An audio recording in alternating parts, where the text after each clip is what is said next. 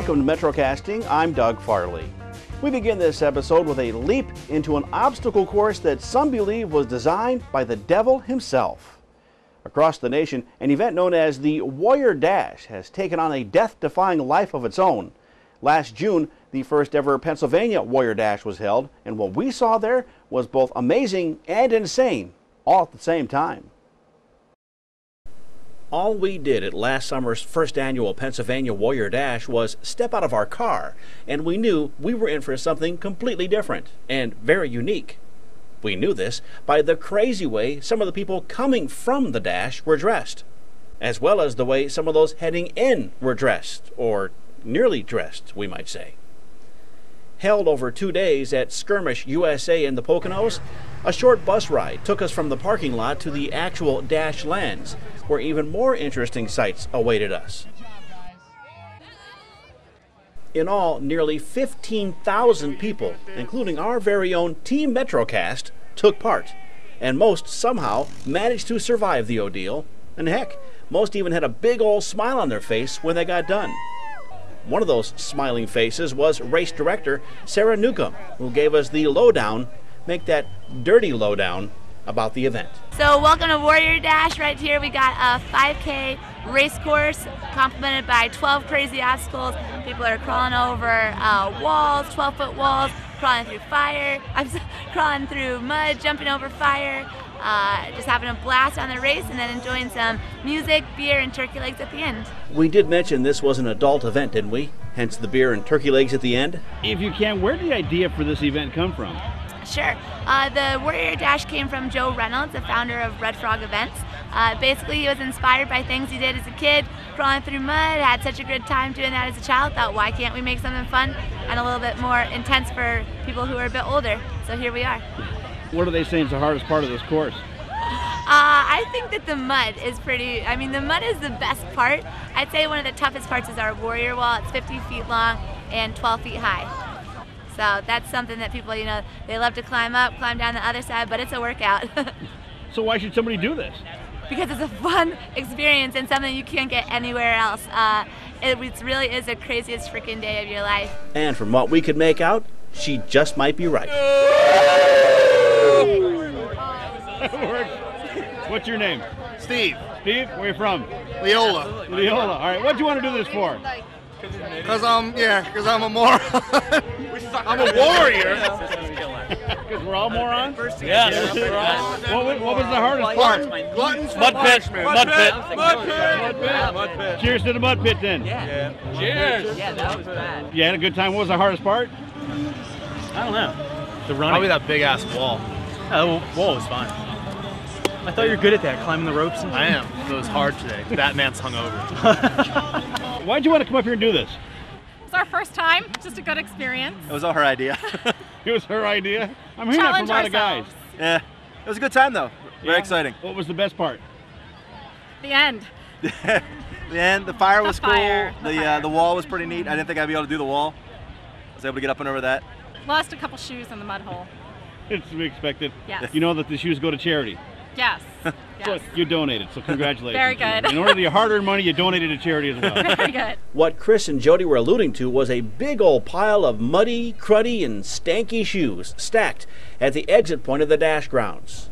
Those shoes, we were told, would be cleaned up by Green Sneakers organization and donated to third world countries. But just how did all those shoes get to be so nasty looking? Well, it all began at the starting line, where large groups got fired up, literally, by a couple of flamethrowers, which also signified the start of the race. After making their way through the starting gate, runners made their way through a sort of no man's land before trekking around the paintball course at Skirmish USA, where everyone had to maneuver their way through and around several of the skirmish structures and back again. Coming out of that, participants then had to traverse the teeters, which was easier for some than others, but that was okay. The important part of the event was to just have fun and to at least attempt to finish each obstacle. After tottering on the teeters, warriors next had to face the barricade breakdown. This section featured a series of walls of varying heights that everyone had to either go over or under. And for some, especially if you had height, it was relatively easy. For others, it took some strategy and at times a little help. After the barricades, though, it was off for points unknown, at least for those not officially taking part in the dash, including your humble and very out-of-shape reporter. Onlookers were confined to the center area of the dash grounds, where we listened to some really great local bands perform and watched previous contestants devour their turkey legs and down their rather large mugs of frosty beverage. That's also where we waited patiently for current participants, such as Team MetroCast, to reappear from the wilds all the way on the other side of the course. That's where the dashers had to face some of the more challenging obstacles in the course. Those included making your way up and over a cargo net draped challenge. As you can see, the cargo net presented its own set of problems for many of the already weary runners. After tumbling off the net, everyone faced a bit of traffic, literally, in the form of junked vehicles. Now, making your way across the old cars, while not looking particularly difficult, could have been dangerous for some, as by this point in the dash you were rather tired and had on wet, muddy shoes, which could have led some to slip and fall. Therefore, it was best to take your time, and fortunately, we didn't see any mishaps at the cars. But we did see some hesitations when it came to the next obstacle. To prove your manhood or womanhood, you next had to leap through a series of hot, fiery coals. This hurdle was aptly named the Warrior Roast, but as long as you didn't fall into the burning embers, it was actually pretty quick and easy to leap through the flames. Then, to cool off, it was time for the grand finale, the mud pit. Now, we witnessed many warriors try all types of methods to get through the stinky, sticky, and filthy muddy mess without getting too stinky, sticky, filthy, and muddy themselves. But in the end, the best way and the most popular way to traverse the hazard was, at least by audience standards, to just dive right in, as best demonstrated by our very own Team MetroCast, Doug Alter. Go for it! I want you to know that I'll lose all my credibility as a MetroCast stuntman if I don't do this. Head first, baby. Don't try this at home. I am a semi-professional. Come on, champ! Come on, champ! Hey, now, champ!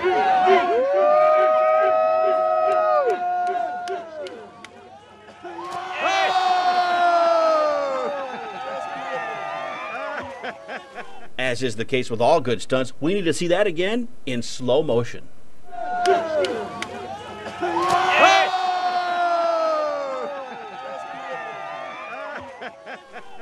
And the judges, we're told, all gave Mr. Alder perfect 10.0 scores for that dive. As for Mr. Alder himself, he was no worse for the wear, unless you count a lack of sight in finishing the course thanks to all that mud and rock in his eyes from the big old mud plunge. Come on, get over here. How does my hair look? Is it okay? Your eyes. See? Yeah, we got mud in our eyes. I can't see. Okay. Here's what you look like. Oh, okay. Do we look good? That's all I want to know. It's better to look good than to feel good. Spot. Yeah. As you crossed the finish line, there were troughs set up for everyone to rinse some of the mud off your face and hands, and for the really muddy and filthy, a giant water buffalo shower was brought in to help with the heavy-duty cleansing. Team MetroCast! And to finish, here's what a few more of the warriors had to say about the experience. It was crazy. It was fun at first. It was intimidating. I was a little scared. I didn't know if I could finish it, but... Intimidating, how so? Just by looking at the obstacles, the fire. It's scary. So why'd you want to come up and do this? Because she talked me into it. Because she's mean and evil. Because it seems like fun. I like to get dirty. I'm from Virginia. He's from Boston. Massachusetts. All right, what is it about this event that brings you that far away to come and run? He sent me an email and said, sign up for this 3 months ago, and I said, okay, and then we signed up, and then we were... Yeah, it was I didn't think you would do it, but it was like right in between, and it looked like fun, and yeah, it was fun. So we came down last night, camped, Yeah. and I recommend training for this event would be Coney Dogs in Pottsville and Yingling Beer. You did it, man. What do you want to do this you for? did it. Get money! Get money! So what is this event all about, actually? It's not really about running. It's just an atmosphere. We got music everywhere, tons of people, money chicks. What else could you want in life? So do you think dressing as the Flash is going to make you go faster? I think so. How I'll so? be able to jump over things, go through the mud, doesn't matter. Why did you do this? Piece of shit out of me. They give me a beer at the end. Tell me how the course was. Was it fun? Awesome. Oh, yeah. Ready to do it again. Not a problem. We're going to sneak back in line. Why are you so clean? Drying already like that. He's the coach. You guys are going to go through this course dressed like that, huh? That's right. How come? I'm not even going to loosen my tie. Business all the way. And you're going as a prom couple? Yes. Yep. Yeah. Is this the worst prom date ever? Best prom date ever. What's that mud taste like? It's got a rich bouquet. It's a little bit of dirt, a little bit of rocks. A little bit earthy and musty. It's got a texture to it too. It's crunchy. Is this you had a business meeting and you had to go through torture to get there, huh? Yeah, it's part of the interview process. Yeah. Last year we did it in tuxedos. Yeah. So what's the fun of doing something like this? It's kind of a break from reality. You know, we all have our 9-to-5 day jobs. You know, clearly we've got office jobs. It's nice to get out and enjoy just getting dirty, doing everything you're not supposed to do with thousands of man children. Yeah, you get out here, have some fun, get some beer, see some music, Drink have some a beer. ton of people around too, so it's a great time. Ruin a suit. Yeah. As we said, the Green Sneakers organization cleans up all those old shoes and gives them to third world countries. But that is not the only way the Warrior Dash gives back. All those stations and obstacles are manned by local volunteer groups, and for their efforts, they're each given $1,000 for their cause. That's something that Carl Spackler might say is nice. This year's Pennsylvania Warrior Dash is Saturday, June 16th. It's going to be held at the Pocono Raceway in Long Pond. You can get information about that at warriordash.com. By the way, Team MetroCast has already signed up, so we'll see you there. When we come back, great music from Big Carl and Sundance. Stay with us. Welcome back, and thanks for MetroCasting with us. This next story, like our last one, also features a fellow MetroCast employee, but it's mainly about a longtime local musician and his longtime love of singing. Ladies and gentlemen, Big Carl. It's knowing that your door is always open and your family's free door. You are listening to the soothing and melodic voice of a local man, sometimes known as the Singing Sheriff. He is also known simply as Big Carl. Recently, we stopped by while Big Carl and bandmate Mark Trapane were sitting around just a pickin' and a grinnin' and having a real good time. I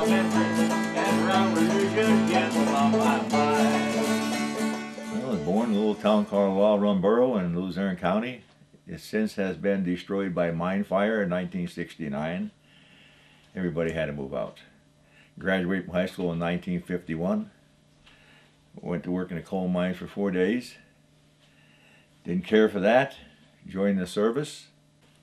Then I moved to Mountaintop after we moved out from the mine fire. Drove truck for Eberhard Faber. Had a few jobs, short jobs before that. Started doing construction, highline construction.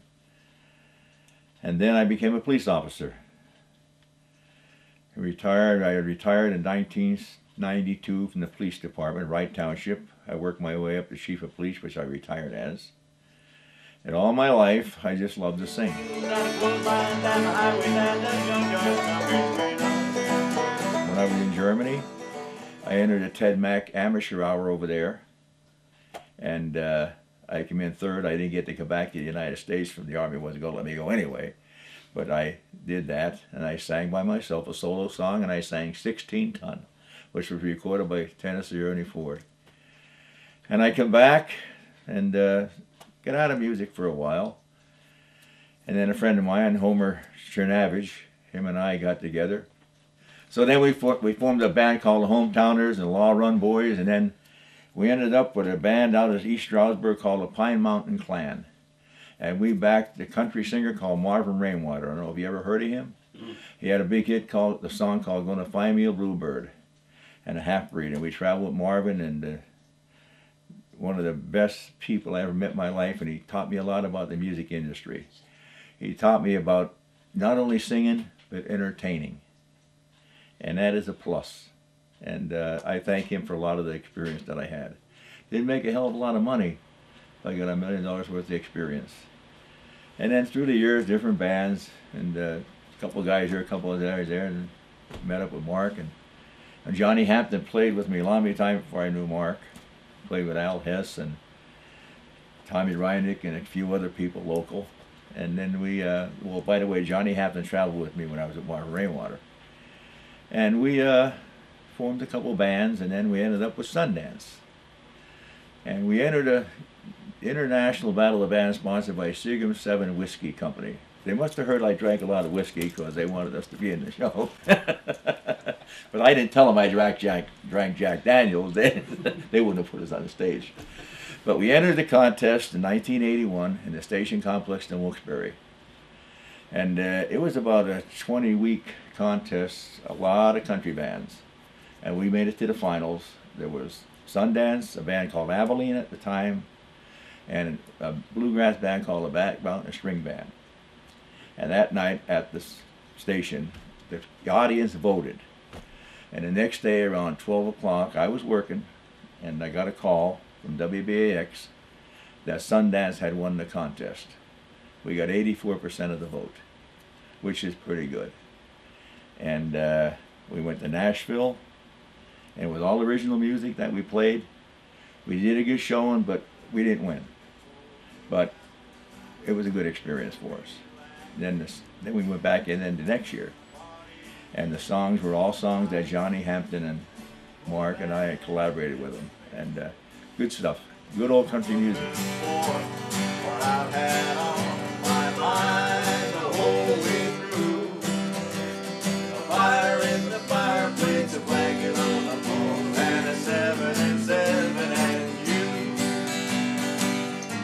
This is funny. I was on a Johnny K talk show in Nashville. They took us on in the Battle of Bands. And he asked me, "Who was your favorite country singer?" I says, "Me." But I said, "No." I says, "It got to be George Jones or Hank Williams." You know. And we had a heck of a good time. And we come back, and the week after we came back, 2 weeks, Johnny passed away. It was a shock to us, and we sort of drifted apart then. And I got out of the business. Didn't play for about 10 years, I guess. I just didn't have the heart anymore. And then a friend of mine approached me one day. He said, "You're not singing. Why don't you come sing with us?" He said. It was Mud Pond Boys, a bluegrass band. So I said, "Okay." So I joined them, and I was with them about 2 years. And really, bluegrass is good, but I'm a country singer. I'm not a bluegrass singer.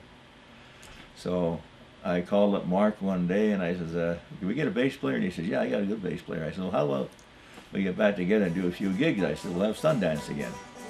And that's what we did, and here we are. We got 4 jobs booked already this year.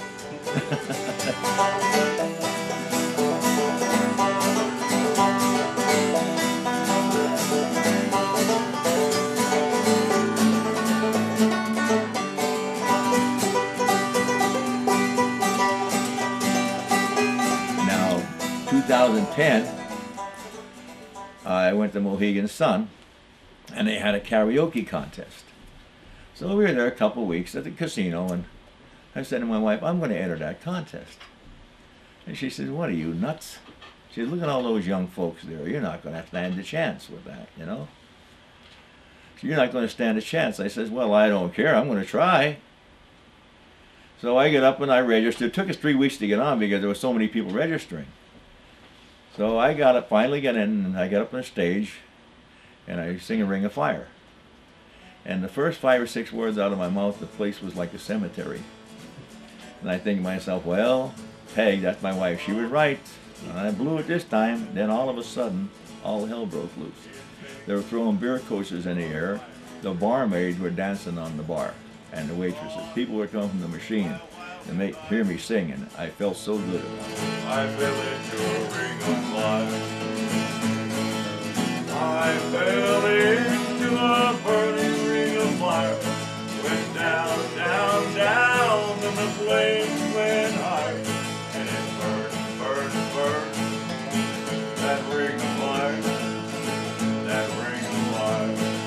but everybody liked Johnny Cash. So when I got done singing, and the judges, they were from Rock 107 or something. They weren't country. he was a disc jockey. And the one judge says, I'm not a country music fan. He said, but you made me a believer. He said, you were awesome. He said the word, though. He didn't say that. he wasn't nice about it. And I felt so good. I won $2,500.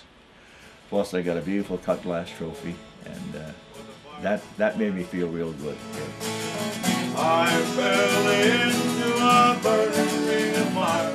Went down, down, down, and the flame went higher. And it burned, burned, burned, that ring of fire. So what is it about singing that just gets you gander? What is it that you like so much about singing?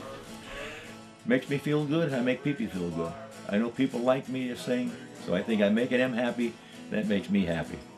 You were known as the singing sheriff. The singing sheriff. But I was the chief of police, but they call me the singing sheriff. Okay, so what? Yeah, obviously you sang out like that, but did you sing around the office too? And I sang all the time. I used to sing in a cruiser to myself all the time. People was going down. Look at that guy, thought himself, he must be nuts. The job's getting to him.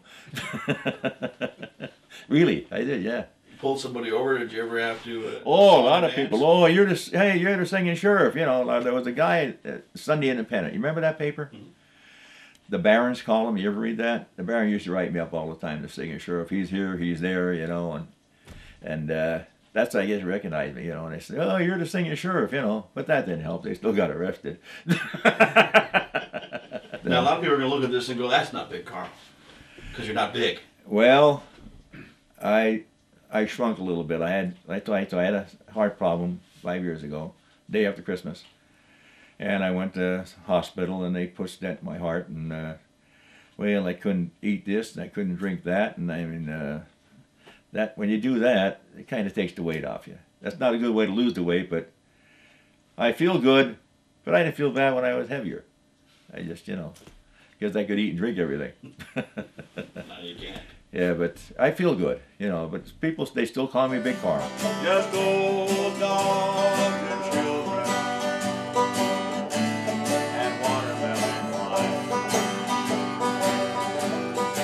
Got a call from Carl and said he was looking. Said they have a contest, and we're looking to put a band together. Would you be interested? And I said, certainly. Johnny had some original material, and you know, we played gigs, we rehearsed, went over the material, we collaborated on it, did some arranging and things, and pretty much went on and did the performance. Yeah. And, you know, I'll just say the rest was history. Yeah. But the name Sundance, I forget that. I'm a very, very firm supporter and the American Indian, Native American. And the Sundance, I don't even know what that is. It's a ritual that they do, and it's one of the toughest things I've ever seen in my life. I've never seen an actual scene, I've seen it on film. And I figured, you know, that would be a good name for a band, Sundance, because we're going to endure. And we did. Yeah, we did. Oh, yeah. Long time. Yeah, we endured a long time. It's 1978. This is 2012. Yeah. And we're still going strong. Yeah. Oh, yeah. Best harmony singer in the world. No, I don't know about that. What kind of singer? He said harmony. Oh, I thought he said army. I'm like, really? I heard another thing. When we were in Nashville, they wanted to hire him as a studio musician. Oh, yeah. But he didn't want to stay in Nashville. Nah, I had to get back home to the family. Yeah, we had family at the time, you know. Well, I remember the guy on the way over had to sign, says Nashville on it. Rolled down the window, he says, how do you get to Nashville? I said, practice, man.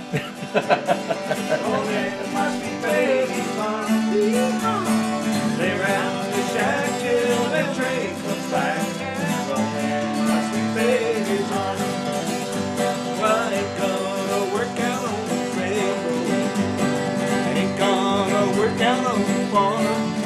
I'm gonna lay round the shack till the train comes back. I'm going my sweet baby's arms.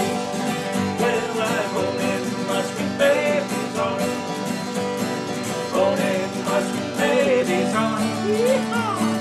Lay round that shack till. Well, we're kind of like a bluegrass band. We're a country band, but we don't use a drummer. No. They just, I don't know, they don't get in the way, but I mean, You can get a pure form of the music, I believe, without any kind of distraction like that. One thing it does is it keeps the volume low, which is nice. And the country music, the vocal, the singing is always predominant, and everything else is just kind of to support the vocals or icing on the cake. So we don't go with a drummer, which is nice because you get paid more. But years ago, and he remembers, he's not as old as I am, Johnny, but years ago, country bands didn't have drummers. No. Years ago, they didn't have drummers. The drummer was the guy that liked to hang out with the musicians. Yeah, that's right, yeah.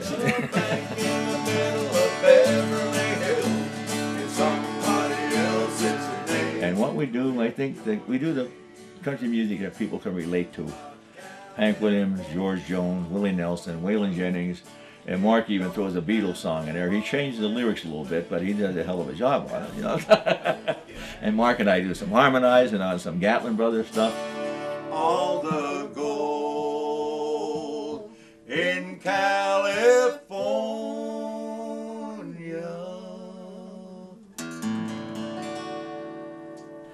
And we just have a good time. We get paid, but we're doing it mostly because we enjoy it. Y'all come back now, you hear? Buck Owens. Never been a better one.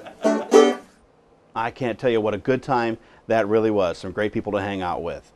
Carl did tell us that he was given the nickname of Big Carl actually by Marvin Rainwater. Back when he was playing with him, he says there were actually 2 Carls in the band at the time. One of them was smaller. Big Carl and Sundance are available for bookings. All you got to do is call the number on your screen. They'll be glad to set something up for you.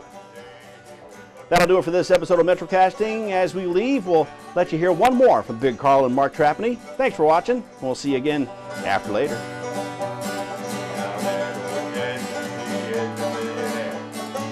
Folks said, kid, you better move away from there. Yes, in California is the place I want to be.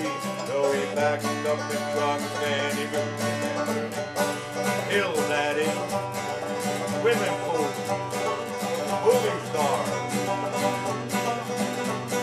Now it's time to say goodbye to getting all these kids. And we'd like to thank y'all for trying to drop it in. You're all invited back again to this locality. We've been helping us on our hearts. Beverly Hillbillies, that's what they call them now.